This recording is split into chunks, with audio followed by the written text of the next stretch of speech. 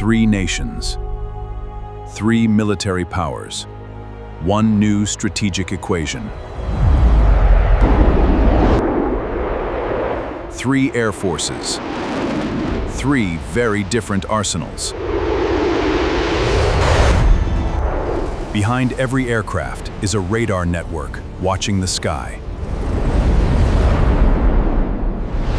Each nation has built its own shield against attack from the air.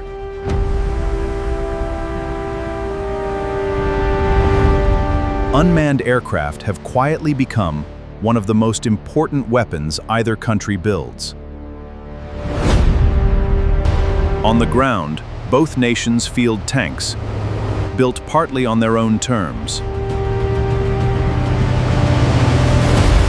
Three navies, spread across three very different bodies of water.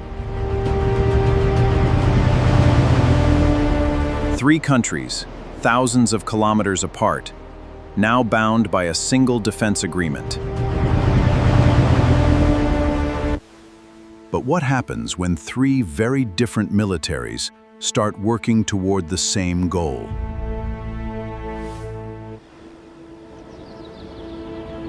Turkey's biggest advantage isn't its fighter fleet.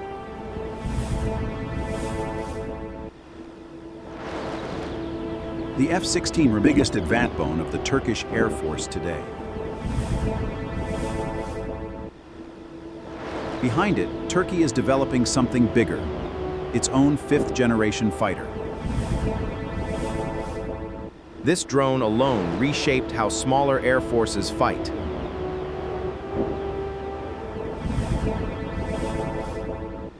Its larger sibling carries far more weight and far more weapons. On land, Turkey fields a tank, designed and increasingly built on its own terms. SİPER is Turkey's answer to long-range air defense, designed and increasingly built entirely at home. Its radar and command sims work to long-range air defense, designed and increasingly built before they arrive. Closer to Hisar systems fill the short and medium-range gap SİPER leaves behind.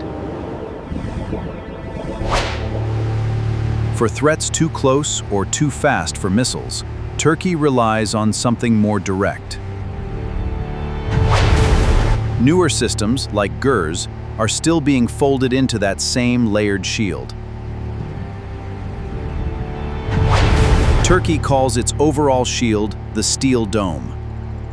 But it isn't one weapon, it's an architecture. The first layer is detection. Radar constantly scanning for anything entering Turkish airspace. The second layer decides what that target actually is, and whether it's a threat at all. Only then is the right interceptor chosen: long range, medium range, or close in, depending on the threat. Detection, decision, interception. Three layers working as one system. From drones to armor to air defense, the common thread is the same. Turkey builds most of it at home. But Turkey's strength is only one piece of this equation. Pakistan brings something completely different. Pakistan's advantage isn't industrial scale. It's diversity across air, land, and sea. The JF-17 Thunder is the backbone of Pakistan's Air Force. Built jointly with China, flown almost entirely by Pakistan. Newer J-10CE fighters give Pakistan a more advanced radar and longer-reach weapons. And Pakistan's F-16 fleet, in service for decades, still forms a critical part of that mix. Behind the fighters, airborne early warning aircraft extend Pakistan's eyes far beyond its borders. Pakistan's own drone program started here, with the Shaheen, built for reconnaissance. Pakistan's Tu expanded that role, longer endurance, and the ability to carry weapons. SİPER 3 is the largest of the family, built for longer missions, deeper into contested airspace. On the ground, Pakistan's long-range air defense centers on the HQ-9P system. For medium-range coverage, Pakistan fields the HQ-16 family alongside it. A third layer comes from Italy, the Spada 2000 system, adding yet another type of coverage. Beyond air defense, Pakistan's missile programs form the backbone of its strategic deterrence. The Babur family gives Pakistan a land attack cruise missile capability. Launched from mobile platforms, the Fateh series adds shorter-range precision-guided rockets.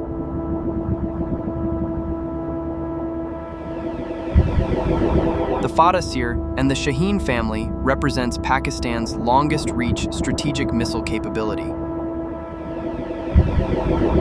On land, the Al-Khalid remains the core of Pakistan's armored forces.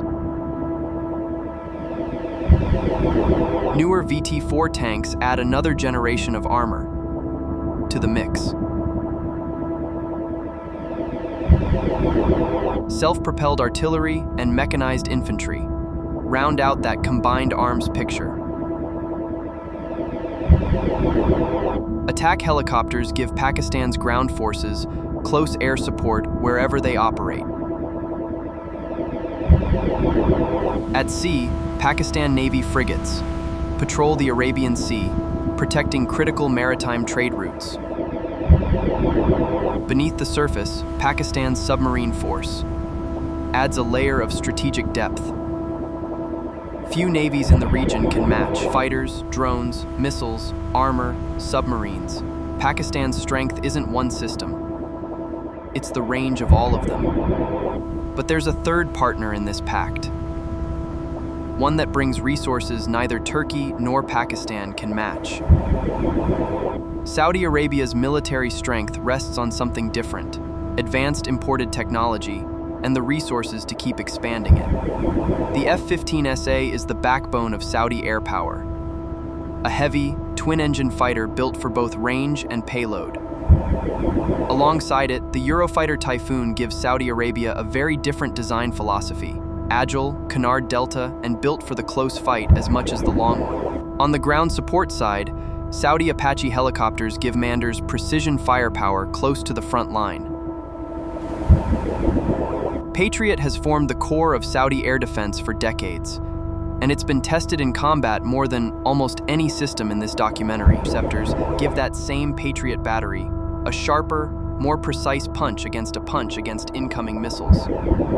And since 2025, Saudi Arabia has actually activated THAAD, one of the most advanced missile defense systems in the world. Patriot for the mid-layer, THAAD for the upper layer. Together, they form one of the most tested missile defense networks in the region. Beneath those long-range systems, shorter-range defenses handle the threats that slip past the outer layers, including the growing drone threat. On land, Saudi armored forces are built around Western-sourced tanks and mechanized units. In the Red Sea, Saudi naval forces guard some of the world's busiest and most contested shipping lanes. On the other coast, patrol vessels in the Arabian Gulf protect the kingdom's offshore energy infrastructure. Advanced imported hardware, tested air defense, and the financial depth to keep expanding it. That's the strength Saudi Arabia brings to this equation.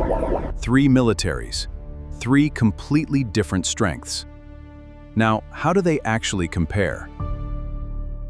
Turkey brings the factories. Pakistan brings numbers across air, land, and sea. Saudi Arabia brings the world's most advanced imported hardware and the money to keep buying more. Some call this a Muslim NATO. But right now, it's a mutual defense pact on paper, not a unified command and not a combined military. The real question isn't whether these 3 militaries are strong on their own. It's whether cooperation can ever become genuine capability.